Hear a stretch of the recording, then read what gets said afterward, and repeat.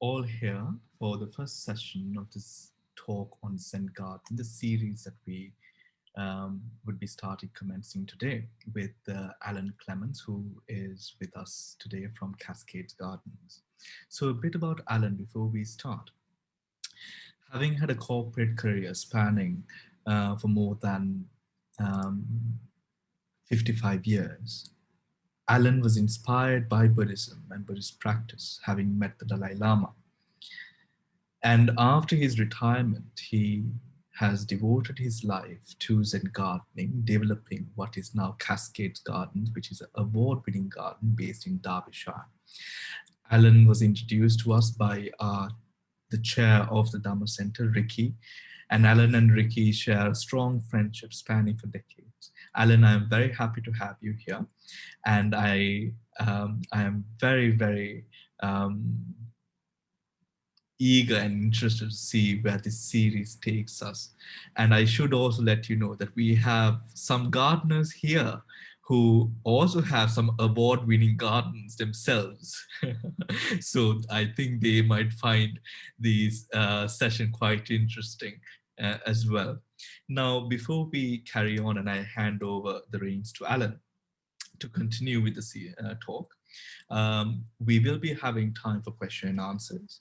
If you can put down your questions onto the general chat, and we will address them to Alan, or you can also unmute yourself during the time of the question and answer session and then address whatever questions, suggestions, and anything that you would like to discuss with Alan and the rest of the group at that time. So thank you very much. And Alan, over to you.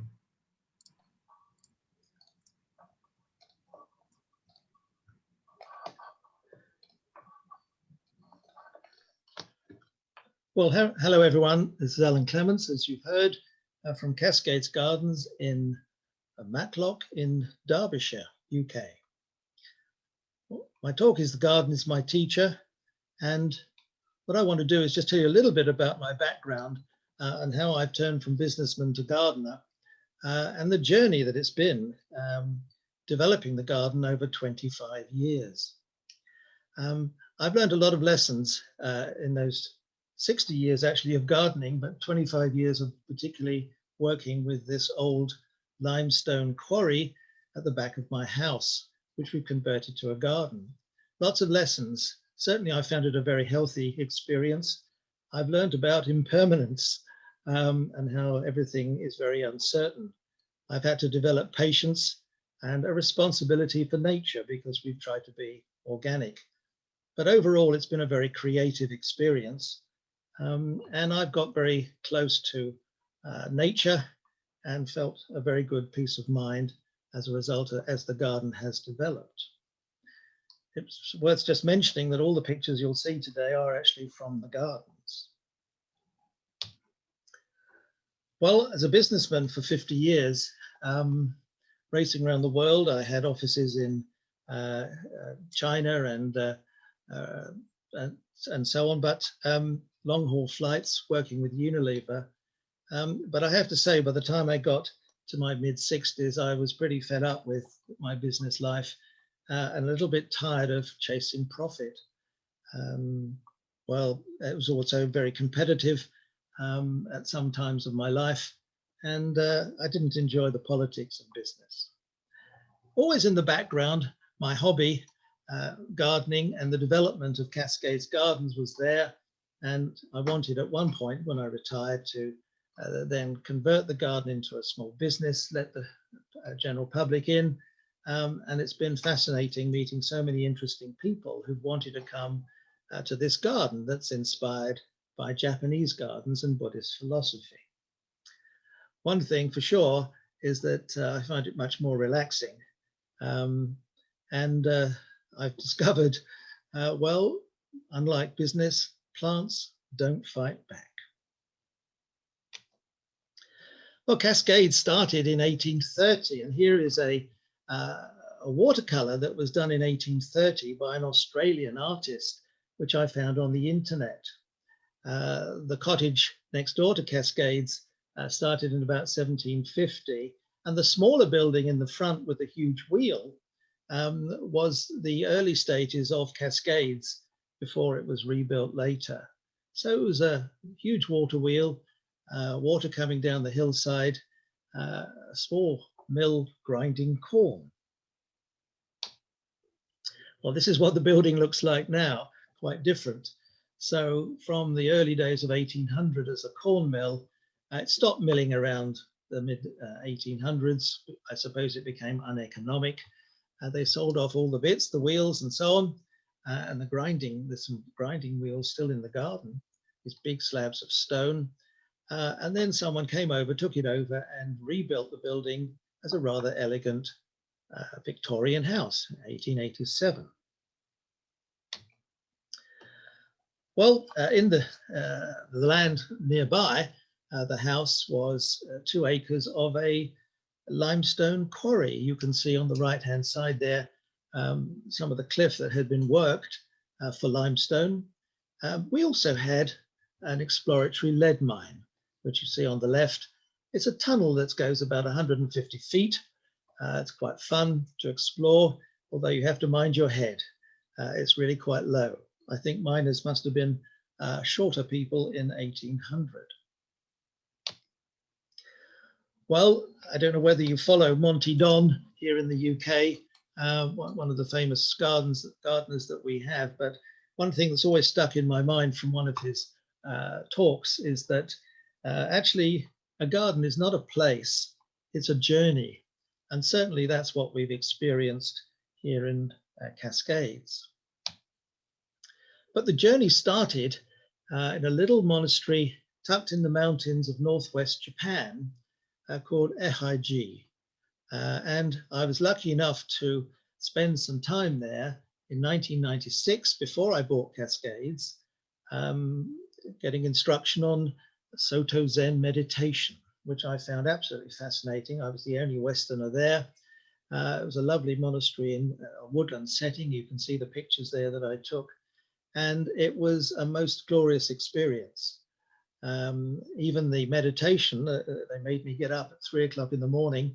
Mr. Clements, we're ready for your meditation. And we would line up against the wall and the friendly priest would thwack you on the shoulder if you wanted to loosen your shoulders and stay awake. Well, this is the first view I had of Cascades Gardens. It was a long 2-acre valley with a cliff on one side, 100 foot high, and 150-year-old yews and beeches on the right-hand side. So it was almost like a gorge or a tunnel, completely overgrown. Actually, there was about an acre of hogweed, that nasty weed that stings you if you get the sap on your fingers. And that was my first glimpse of Cascades.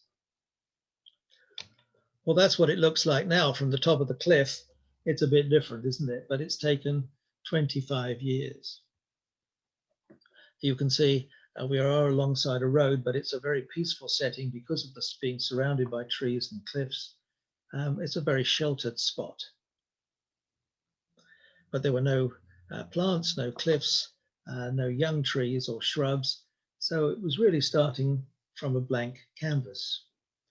But I always had this strong feeling of my trip in Japan, of visiting monastery gardens in Kyoto and Nara, the old cities.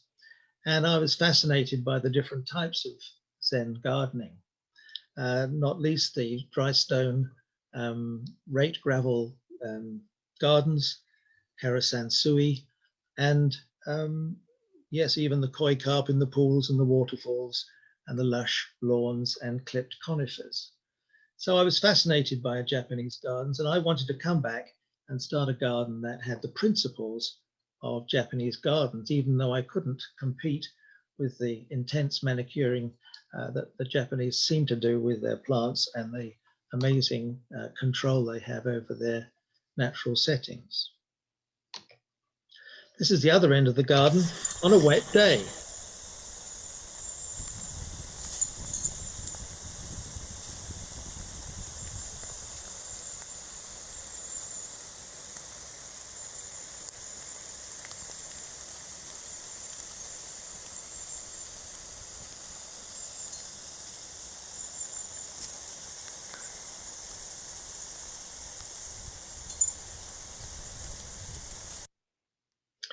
you can probably see we have a lot of water in Derbyshire, and a lot of waterfalls and streams and so on throughout the grounds.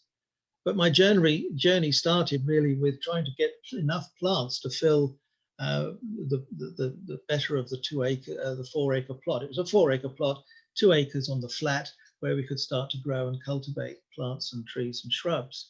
And so the very first thing we had to do really was create a nursery. And I started by buying plants, and then gradually we multiplied those up. But you can see that we actually started with a waste piece of land, top left, turned it into an orchard, and then gradually it became the nursery. It's now a lovely courtyard for a cafe in the nursery. A long stretch of garden at the far end, now turning into wonderful borders of flowers around the pond. And rocky corners have turned into nice places to sit, and even pools of water with water dripping down the rocks. Central part of the garden, we started to introduce Japanese plants in pots. I particularly like the cryptomerias and of course the acers. We've tried to grow quite a few of them in pots, and they seem to like the climate here too. And gradually we started to put seats in the garden. Here's that one facing the Japanese pot garden, and quite a relaxing place. And even we've extended that area and tried our first Karasansui raked gravel garden.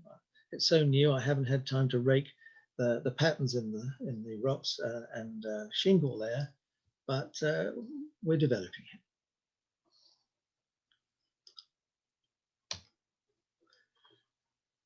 The central part of the garden began as a bare piece of grass. It then became our hosta bed, lots of hostas, lush green growth in the damp shade. And yes, we've just had a wonderful Buddha donated to us. And you can see my little daughter just enjoying its arrival.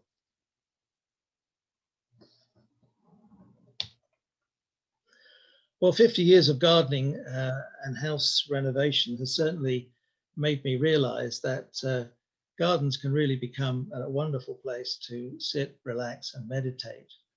I found it very rejuvenating, not least last year when I managed to break my neck and spine and I had to recover. And gradually, I've realized how wonderful nature is to heal and also to develop the mind. Spiritual growth. And I feel I've really developed that aspect of my life thanks to the garden. So traveling around the world as I have all through the Himalayas and even Everest Base Camp, I've seen some of the world's most spectacular natural landscapes. And I think this and my gardening has really helped me understand nature and our true nature.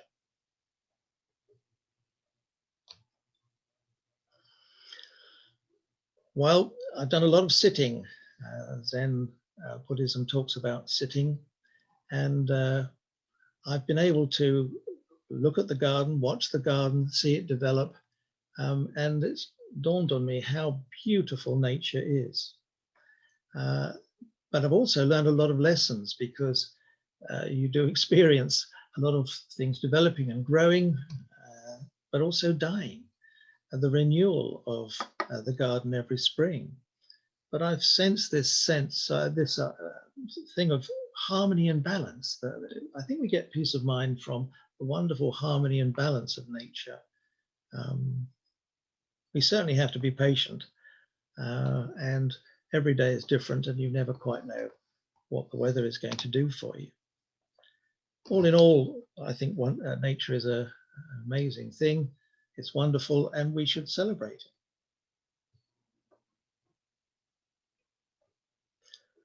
Well, let's look at my first lesson, really. It's all about health and conscious awareness. why do we garden? I've often asked groups that I've talked to, well, why do you garden? What do you get out of gardening? And certainly some of the answers are about creation and creating something beautiful. Certainly this central part of Cascades is a very beautiful spot, showing off skills, developing skills, relaxing, lots of fresh air, which we've needed during these COVID times, and physical exercise. The whole idea of gardening for health has become very strong in recent years. So much so that the National Garden Scheme here in the UK have commissioned a report a few years back, and they came out with certain conclusions. It was a 60-page report, quite long, but it was very clear that regular gardening can reduce mental health problems and depression and anxiety, reduce stress, even bring down blood pressure, and certainly make you fit. Its recommendations was that doctors should prescribe gardening for stress relief, and perhaps that would be a lot better than having all the pills that we're given from doctors these days. It's interesting hearing about this idea of forest bathing in Japan. It seems to be a new thing that people are doing. There's a book here all about it. And it's going into the forest, not because you want to exercise or jog or hike through it, but to actually take in the forest through our senses, developing conscious awareness, based on our sight, our hearing, taste, smell, touch, all these things, becoming really aware of nature and enjoying the forest. It certainly makes you much healthier mentally. So it's a method of bridging the gap between ourselves and the natural world.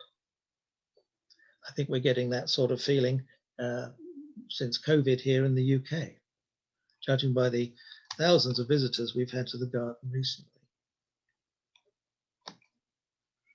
Well, the other thing is impermanence, which is certainly something you have to come to terms with when you're gardening. Part of our garden has this wonderful 80-foot cliff, which you can climb onto the top of. The views are wonderful and very extensive, but it's a big solid piece of limestone to one side of the quarry, and quite magnificent. And I did some research on this, and someone told me, I think it was Wikipedia actually, on the internet, that this particular rock, which is called Hopton Wood limestone, originating as many as 2 billion years ago. We have bits of rock all over the place in the garden, which we try to reuse, but you can see we also have a lot of fossils in these rocks, quite unusual, some of them. And in fact, one of the fireplaces in Cascades house is actually made from polished Hopton wood limestone with the patterning that you see on the left-hand photograph. Certainly something very solid in the garden, and it soaks up the heat during the day and radiates it out in the evening.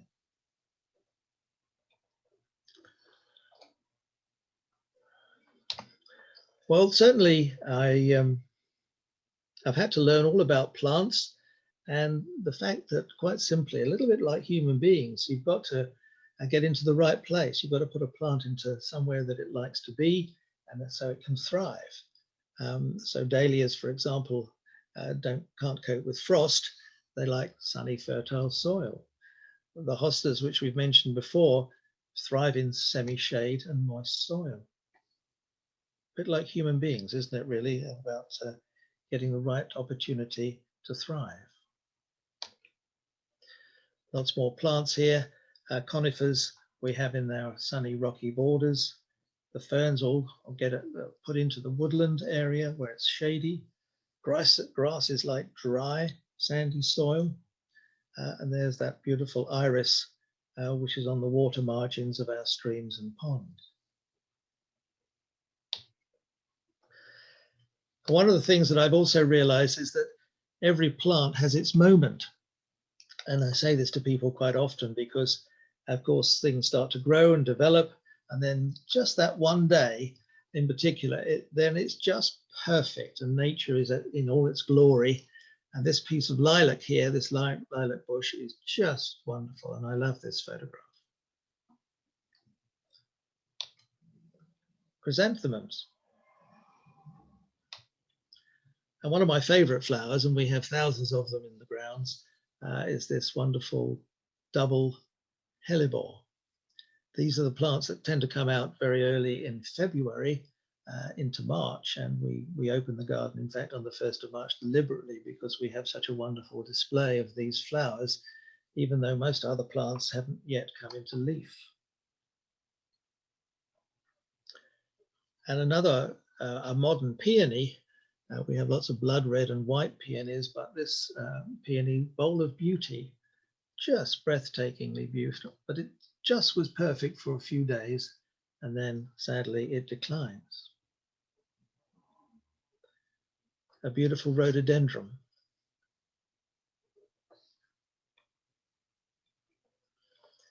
And yet more hellebores. This lovely double one of the first things to come out in the garden this year. But it's not just flowers. Suddenly I found this rotting log on one corner of the garden, and it was just for a day or two, had this lovely set of toadstools. It was just perfect, and I was really taken by that, and I thought just how wonderful nature is and how perfect that was for that time. A year later, I took the same log, the photograph, and it was quite transformed, still attractive in a natural way, but that moment had gone.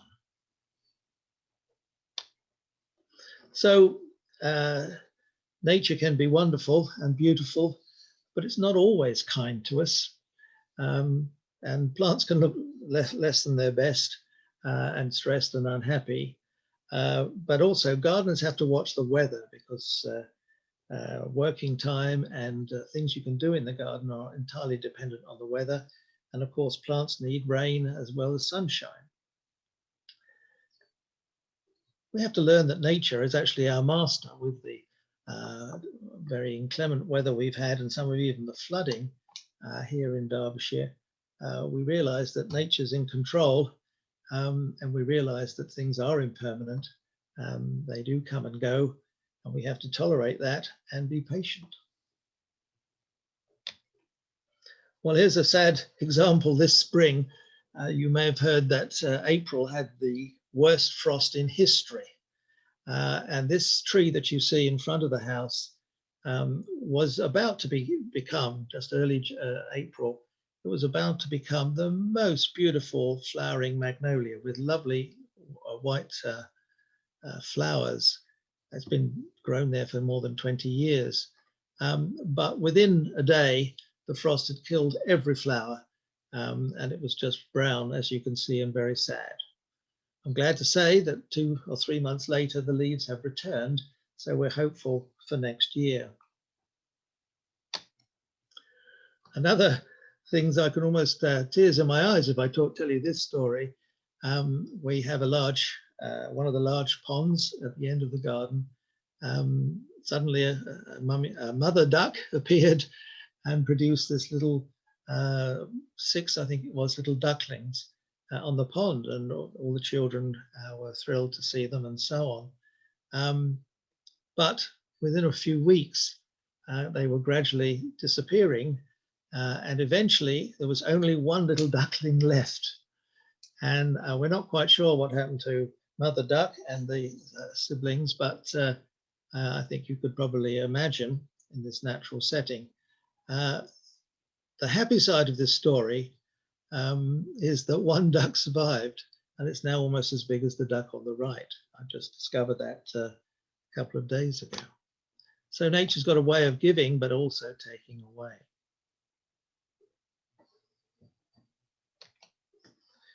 Well, we talked about patience, but also perfection and that loveliness of when plants are right. Here's another story that I grew this lovely yucca plant on the side of the cliff, at the bottom of the cliff. And I looked after it and I tended it and watered it. It was in a sort of a crevice in the rocks. And gradually it grew and grew. And 20 years later, one year, there was burst of sunshine and this beautiful flower appeared. We were so thrilled about that, 20 years in the making. And then a month later, we had a very dry spell and the whole thing died and hasn't come back. So yes, patience certainly, but also coping with the loss of such a lovely plant. I spent a lot of my time growing from seed. This is in my potting shed. And it's just amazing watching seeds grow and seeing them grow and develop. And well, it's the miracle of nature, isn't it? Green shoots are the very essence of life. And here we are in the shed there, seedlings turning into and also into plants. And I take a lot of cuttings. It's amazing what you can do if you put a cutting in a pot. Really good feeling seeing plants grow.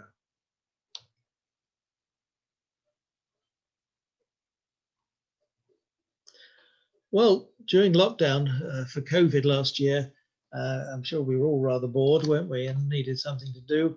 I decided it was time to start looking at the practice of bonsai.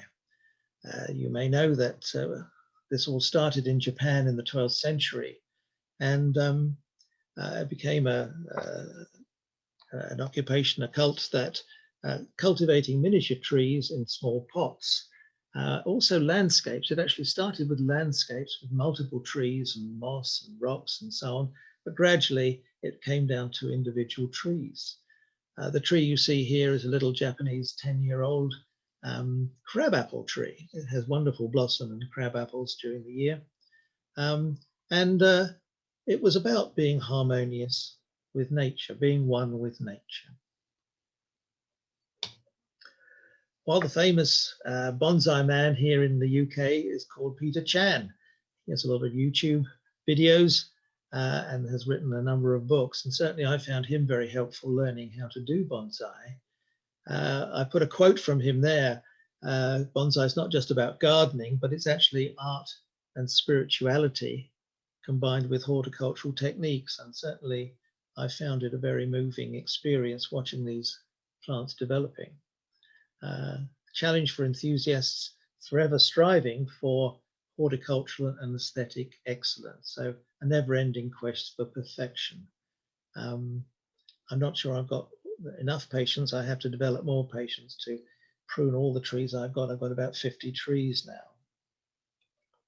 And you can see in the very early stages a year ago, here's some of the trees that I started to develop. Any outdoor tree or shrub can be bonsai'd, but of course it does take a number of years to get them going. And this was right at the beginning when I first started last year. We've opened a bonsai shop for visitors with all the pots and tools and things like that. And I've tried to find things that will not only miniaturize and grow, but have flowers or fruits at the same time. So here's a pyracantha there, actually with the fruits, even though I've stripped it back into a more bonsai shape. Another pyracantha that's going to come out in berries. Interesting, the trunk and the root formation. Of course, everyone loves acers, and Acer palmatum are much sought after. That's a Japanese holly on the right-hand side. It's a 10-year-old tree. Needs to be trimmed, but I find everyone's interested in acers. This is a lovely greeny, yellowy one, and then the traditional purple-leafed acer. I've discovered that bonsai, the Japanese think of it, if you're going to be successful in bonsai horticulture, you've got to be true to yourself, be good, and enjoy the beauty of it all. And so these are the fundamental principles of bonsai: truth, goodness, and beauty. And the idea is not to make it obvious that you're trimming the tree, and you try to do it in a very natural way, so it's not obvious that a human's been involved. And the daily care of bonsai, looking at them, caring for the plants, trimming them carefully, with patience. It's a meditative and reflective time for the practitioner. Here's another 10-year-old tree. This is a little hornbeam, of course, isn't it? And quite intricate, rather nice. That's taken 10 years to get to that point. Of course, some of the trees in Japan are 500 years old. Sadly, I don't think my trees are going to get that far. One of the most exciting things of gardening is the renewal every spring. And being in tune with the seasons is very much something that every gardener has to come to terms with. Starting in autumn, the autumn colour at Cascades is extraordinary. I've been planting trees that are relevant to colourful autumn for 25 years. And of course, you do start with this, having had a lovely summer, everything starts to decline and decay. And it does remind us of our mortality. Wonderful colours, these reds and yellows and oranges. This is our beech copse. And looking up the hillside, we've now created a walkway so that you can view back into the limestone quarry, but also get amongst the trees.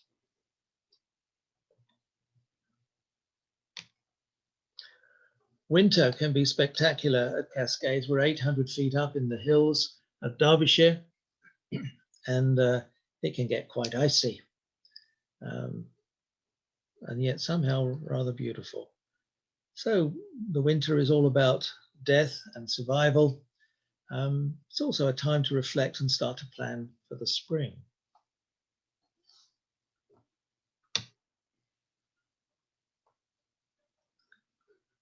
Here's the house after a snow in February.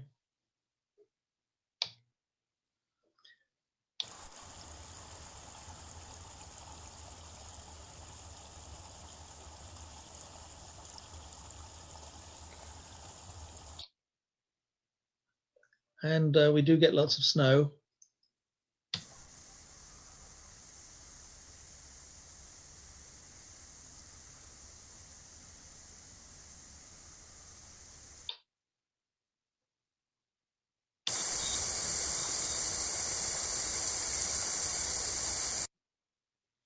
Well, there we are. So we certainly do get plenty of weather throughout the winter up here in the hills of Derbyshire.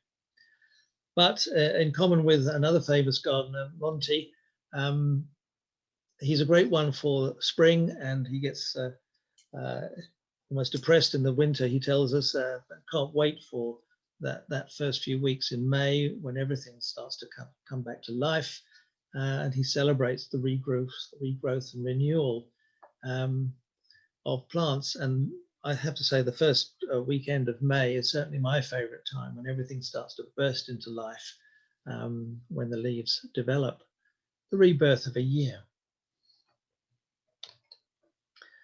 And one of the first things that happens in the spring is this wonderful Japanese tree here, the Prunus taihaiku.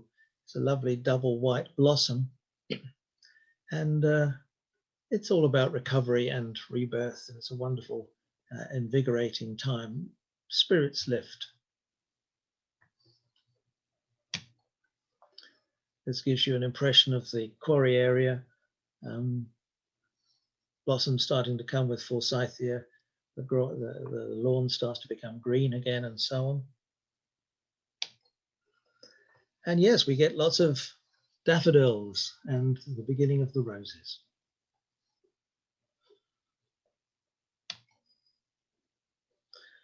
Well, summer, we've just started our summer with a vengeance after a week or two of heavy rain. Everything is coming into flower. And I just love the flowers all coming out, and the color is just glorious. It gives an energy to the garden and to ourselves.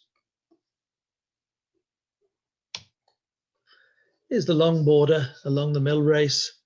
Quite a pleasure to see, but quite a responsibility to weed. And June, as we're just in now, this is exactly how the rose border looks at the moment, along rose border along the bottom of the cliff. Quite glorious.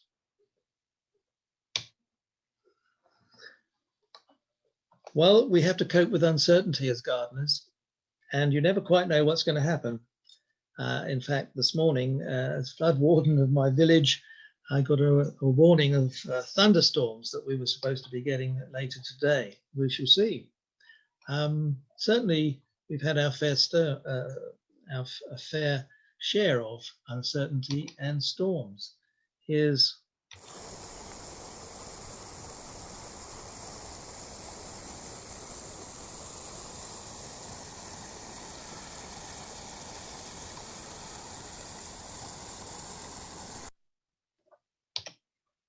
and you can see through our nursery coming through there, the water underneath causing a bit of havoc.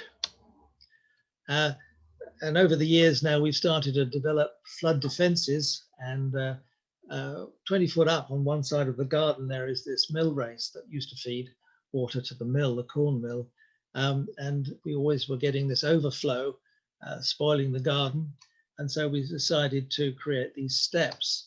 And they really work, because after a heavy rain, a storm, that's what they can look like. Amazing. But it takes the pressure off that waterway along the top of the garden and stops it spoiling, gets down into a stream and off into the drains around the house. This is a waterfall in Cascades that's very close to our front door. And it's a beautiful waterfall, quite powerful at times. Actually, in Storm Dennis last year, this was one of the worst storms we'd had for many years. This is how it looked. It was quite scary.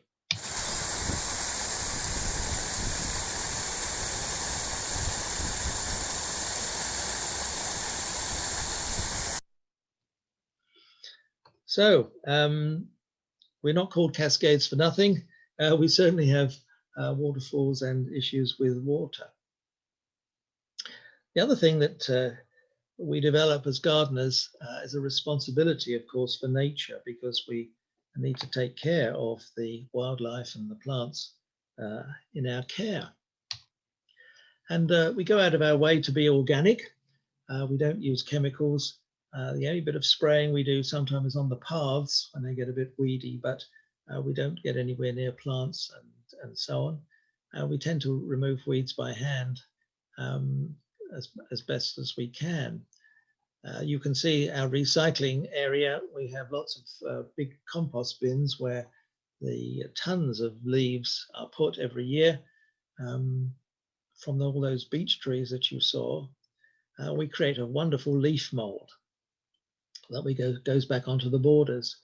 And we do try to recycle all the materials that we find around the garden. We found tons and tons of different stones. And whenever we make something with timber, we keep bits and reuse them. All the plants are split and divided when we change a border.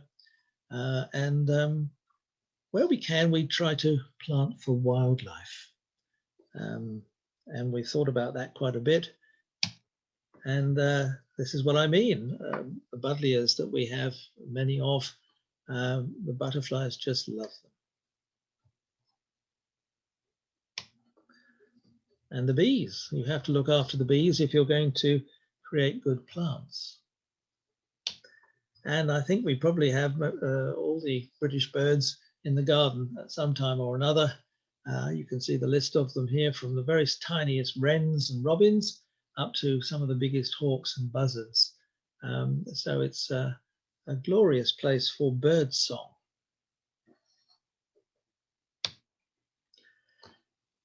And whenever I do a talk on gardening, everyone says, well, how do you have such wonderful hostas, as you see here? Well, it's I have a little bit of help from an army of toads that live in the garden and the various ponds, and I think they keep the slugs at bay.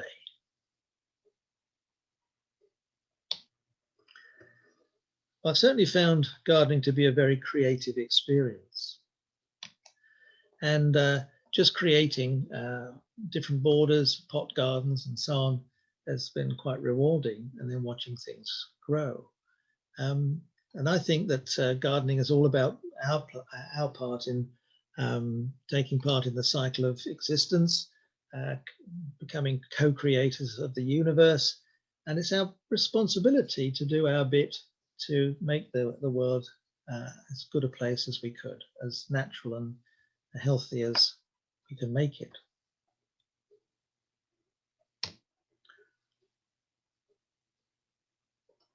Flower arrangement.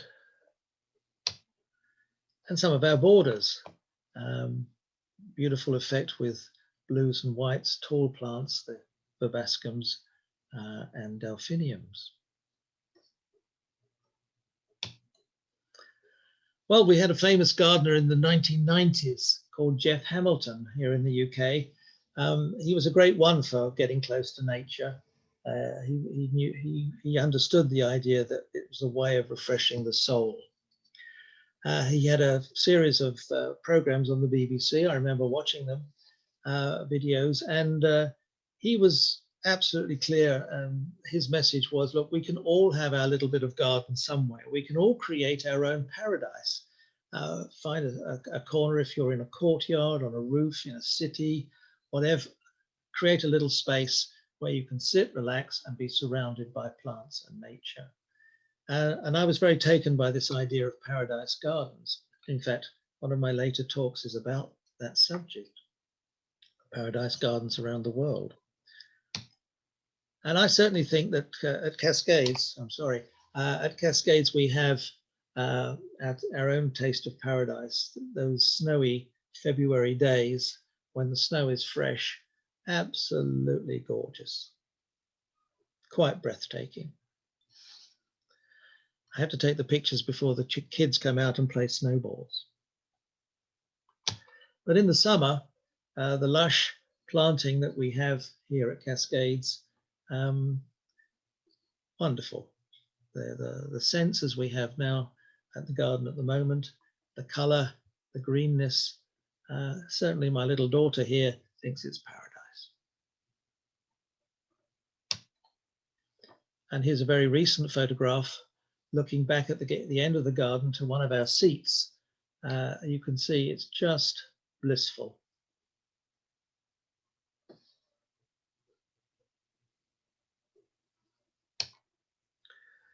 Well, most of my latter life, I've wrestled with this concept from Japan of being one with nature.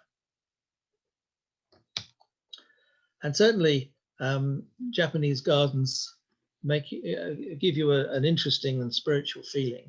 There's no doubt about that. And that's why so many people in the UK have a little corner of the garden that they want it to be Japanese. We have a Japanese garden here in Derbyshire. Actually, it's just on the edge of Lincolnshire by Newark. And there's a Japanese monk who's created a 2-acre garden with pools and carp and all that sort of thing, the things that we think of as Japanese in gardens. I went over there and we had a cup of tea and a good chat, swap notes and so on. And he makes a jolly good cup of tea and scones, would you believe? That's interesting for a Japanese monk. He wrote me a poem. He said, well, just as a flower, human beings are beautiful, being nature. And that really struck home with me. And I led to quite a lot of research about this concept of being nature, that we are all made of the same stuff. We're all part of the same thing in the universe. And it's led me to reading a lot about this sort of thing in atomic physics. But I mean, very clear that with meditation, that feeling of being one with nature can be achieved, not least because when you're sitting in a very natural place or garden, you get this sense of harmony and balance. And it really makes you feel very restful, very peaceful. And the guests that we have here absolutely feel that. And they also feel an energy in the garden, which is very positive. So I recommend everyone to sit in your garden where you can, or find a nice natural place, connect with nature, and this can reduce your stress, improve your mental capacity, and so on. It grounds you, brings you down to earth. And sitting on our cliffside in the woodland, very natural, and so on. Well, harmony and balance is something that's really been a lesson for me, and I've felt that in the garden, and I've realized that nature has a way, even where there are weeds, not natural horticultural aspects and plants, but there are weeds that can actually be glorious and flowering and just give you that feeling of a balanced setting. Even there, one of the plants here, one of the guests recently said, she was Danish and very interesting. She said, looking at your garden, it's beautiful and soothing with gifts for your eyes in every corner. And every sight shows you that nature is the great creator of harmony and balance. I was really taken by that, and it taught me a lot. And certainly when you look at the pictures of Cascades, you get that feeling of a very natural setting, a place to meditate. Lots of seats in nice settings.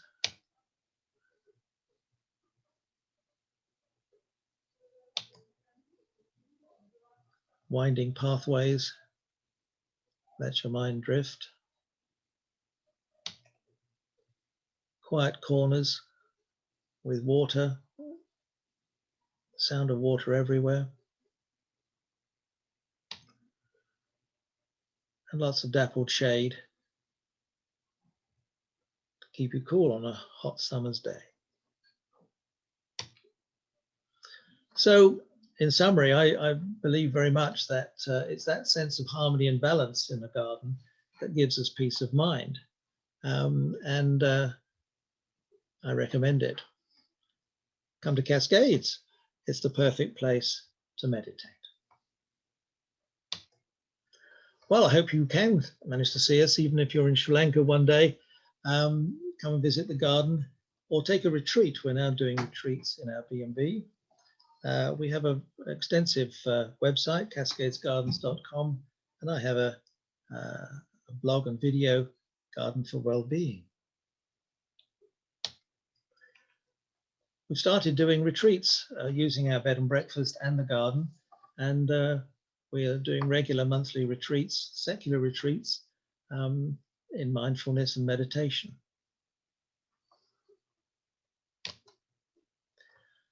Well, I hope you've enjoyed this talk. I've deliberately done a series of 5 because I think there's a lot more to say about nature and spirituality.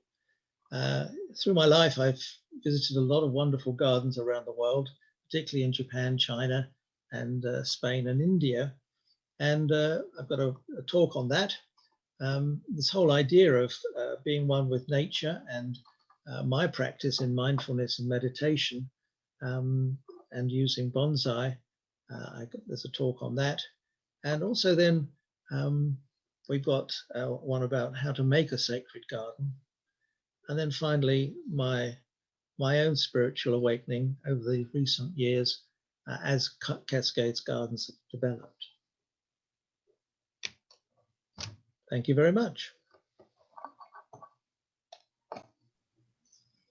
Thank you very much, Alan. We have actually a lot of questions. So maybe, Dil, would you like to go ahead and ask your question first? Maybe it would be better if they speak and ask related questions. You would have to unmute yourself first, Dil.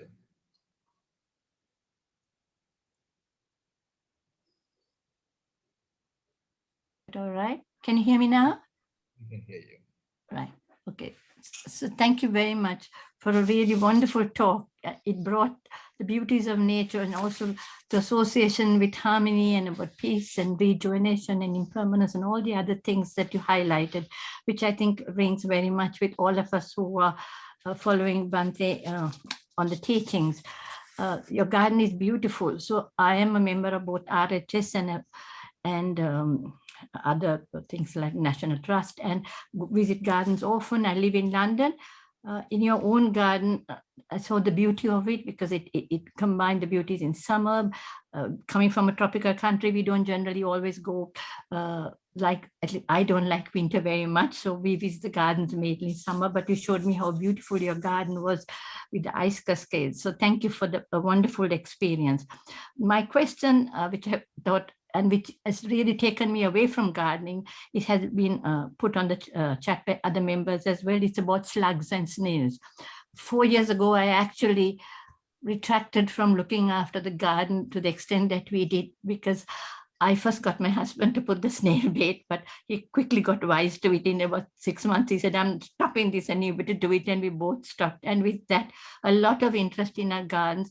We found all our hostas were ruined. Even putting them up on pots and lifting them up on little feet didn't help. And we then took them onto the patio. It was only a question of time before they got at them. Also, our garden became very boring because we had to find plants that what we asked people. So it's full of geraniums because they don't get at them, and a few others that we have got with our shrubs and foliage. So I would really like to ask you, we don't want to put beer and all the rest of the pesticides and snail bait and things. I know you mentioned toads. I have a little pond. It doesn't have toads occasionally, but there are frogs that come at an appropriate time, but that doesn't keep the slugs away. So others have asked the question. I would really like to ask you, what are the plants? First of all, how do you keep them away other than toads away from, and the question about the weeds as well from the garden, the common weeds, would be grateful. And the plants that are normally not delicacies for the snails and slugs. Very grateful. I think others have expressed the same. Thank you. Thank you very much.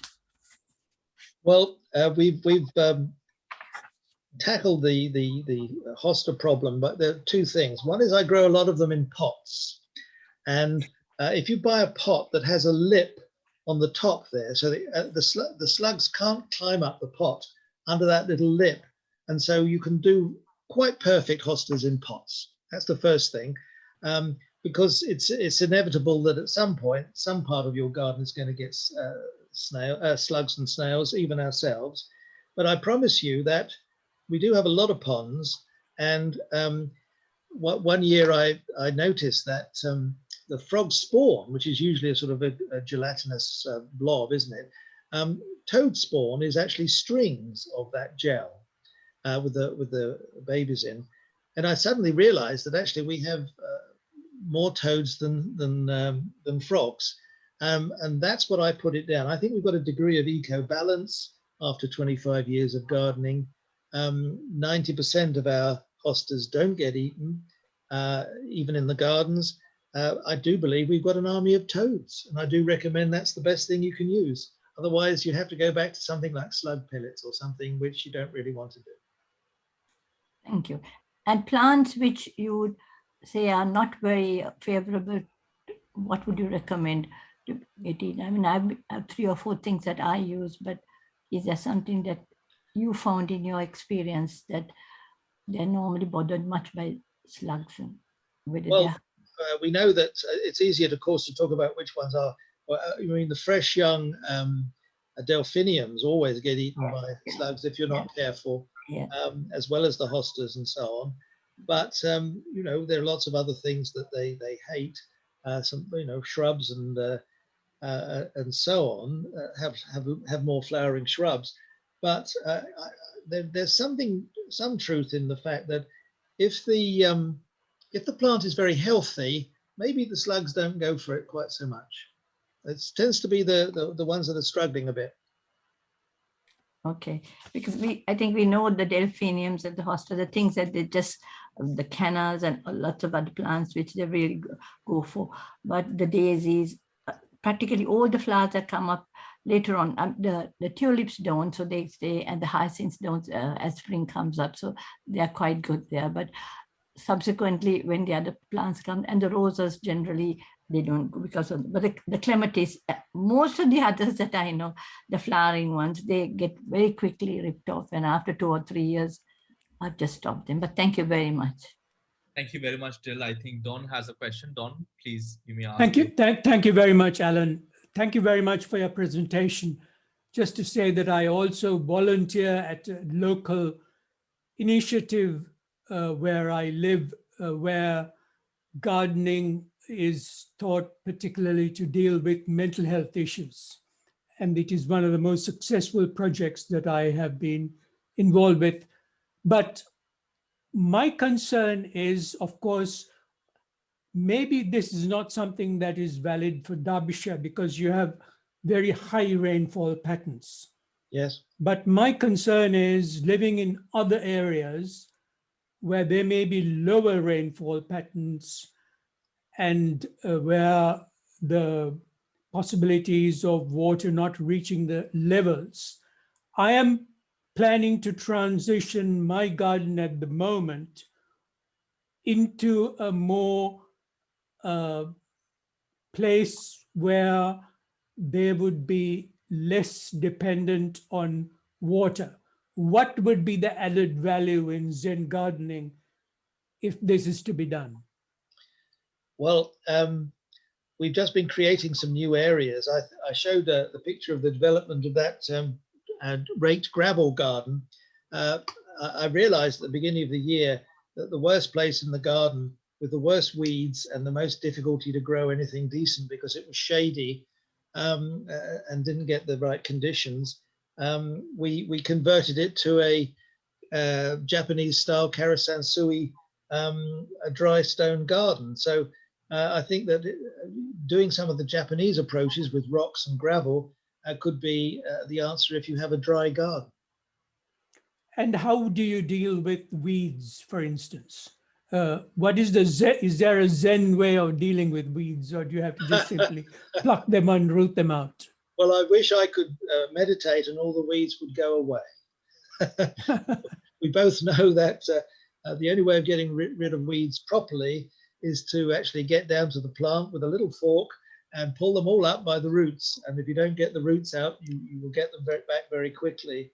No, quite frankly, we have to have quite good standard gardeners here who understand what weeding means, and we do it all by hand. And of course, we never use chemicals. So no, I think it's just hard work, but I think people get a lot of satisfaction out of weeding by hand. Thank you. Thank you very much, Don. Thank you. Anyone else who would like to ask any questions? And up until we do have some questions come in, Alan, could you clearly, I mean, what is the difference between gardening and Zen gardening? You know, well, I mean, I thought very carefully about whether to use the term Zen gardening because it was really just to capture people's imagination. Simply the fact that I've tried to use Japanese principles of gardening to develop my own English garden. I'm not trying to be purely Japanese, but you know, it's about sitting. It's about being in a natural spot. It's about lack of symmetry. It's about no straight lines. It was about winding paths and clipped conifers, lovely, the sound of water. So I've tried to use all these principles. Borrowing the landscape is another thing that the Japanese gardens do. So, and I've worked with the landscape and the cliffs and the rocks very carefully. So when I talk about Zen gardening, I simply mean using the principles of Japanese gardens to enhance our own English gardens. okay, understood, understood. Would there be anyone else who would like to ask any questions or even add some insights into that they've learned from their own gardens to further enrich the session? I'd like to just find out, you have a high carbonate soil because you have been planting on a limestone quarry. Yes. Did you have to prepare the soil in order to grow all these various varieties that you have planted? Because I noticed that you also use a lot of grasses like the festucas, the carexas, Yes. and so on. Yes, we do. Well, it is a limestone soil. Interestingly enough, the other side of the hill, it's acid soil, and there's a wonderful rhododendron garden there. So we can't grow rhododendrons except in pots. We tend to go for hydrangeas instead. Of course, hydrangeas then tend to be red when they're in a lime soil. So we've just had to find plants that enjoy lime soil. It's not terribly lime, so I think we're getting away with planting many and most things. But of course, it's been a trial and error over 25 years. I think my biggest problem has been cold, wet winters, not the soil.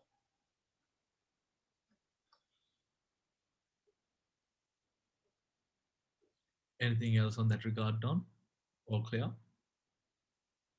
No, I think that's very clear. I'll leave it time for others to ask any questions. Thank you. Thank you. All right. So I think that there are no more questions, Alan. I think we've covered a lot of ground, and you've given some very good insights for our gardeners here to go back and help their own gardens. All right. So yes. Bhante, can I just following up from Don's question? So those plants that need ericaceous soil, like the magnolias, the camellias, rhododendron, so they are mainly acid-loving plants. And you had some beautiful rhododendrons, and you have limey soil. I couldn't quite. Wow. They're mostly in pots. Mostly in pots. Right. We have managed to get one or two to flower in the woodland, because I think we're not very limestone. We're not very far away from that. And you mentioned you had hydrangeas. So I have a lot of hydrangeas. They tend to be, I live in London, the soil is more limey there. So it's more alkaline. And we have them on the ground and in pots as well. But even if I buy the blues, I find that a couple of years they will, in pots, that they will become blue. But as soon as I put them in the soil, they will become pink. So I have to sort of either keep them in pots and use, there's a colorant that you can buy to keep them in blue. Is that your experience as well? Well, hydrangeas will go blue or red depending on the soil. Yeah. So if you keep them, if you put a blue one into a lime soil, it'll go red. If you put a red one into ericaceous compost in a pot, it'll go blue. Yeah. So that's just a fact of nature, really. Okay, thank you very much. Ala, you have a question. One small comment, Mr. Clement. Instead of using slug pellets, for the last few years, we have been using eggshells. We crush the eggshells and put them across around the plant. And that has been shown to ward off the slugs because they can't walk over eggshells. It has helped us. Yes, it's a tried and tested method. But of course, when you have a hosta bed that's 40 foot long and 10 foot wide, you'd have to use a lot of eggs.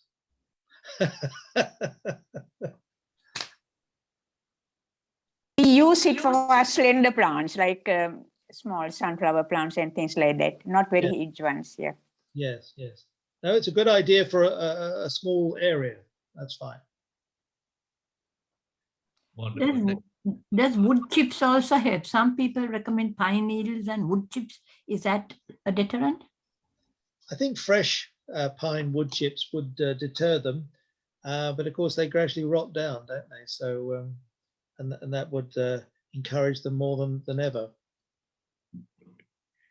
Alan, there seems to be more interaction about gardening than in my Dhamma classes, Alan. I have to say, I do a lot of talks on gardening, and the slug thing always comes up. Always comes up. Yes. Bhante, we could combine them by having a retreat conducted by you in this beautiful garden with its B&B, suggestion for non-COVID times. Yes, Alan and myself, we are planning on something for the future. Padma, you have a question now, Padma. Thank you for a beautiful talk. I was asked, want your advice on fertilizer. I mean, I'm sure you must be using natural fertilizer most of the time. But any tips for small gardens that we had sometimes use synthetic fertilizer? Well, if you can use an organic fertilizer, that's great, providing it's not too costly. My advice is more about you do use fertilizer when you can and when you have time, because it does make such a difference to pot plants in particular and other areas. So yes, do use organic fertilizers if you can. Okay, thank you. I noticed your lawns, gardens are beautifully green. I think part of it is the climate there. But here in London, do you advise for us to buy lawn feed, or if so, what is a particularly good one? Because some of them are really not very good. I'm not quite sure what you said. Do I advise what? You know, to keep the lawns nice and green. Yes. I notice yours are beautiful. A part of it is the climate in London that we have, but I'm sure you must be using something to keep them looking so fresh and green. So do you advocate any kind of lawn feed? Well, two points here. Firstly, because my garden is semi-shade and quite moist, I never get a brown lawn, for example, so they never dry out. Once a year, I do, that I've slightly misled you here. I do sometimes use this, something like a feed and weed from Miracle Grow or something like that, where it will not only freshen up and fertilize the grass and make it a better color, but also kill off some of the weeds. So I do that from time to time. Thank you. Are there any other questions that anyone would like to ask?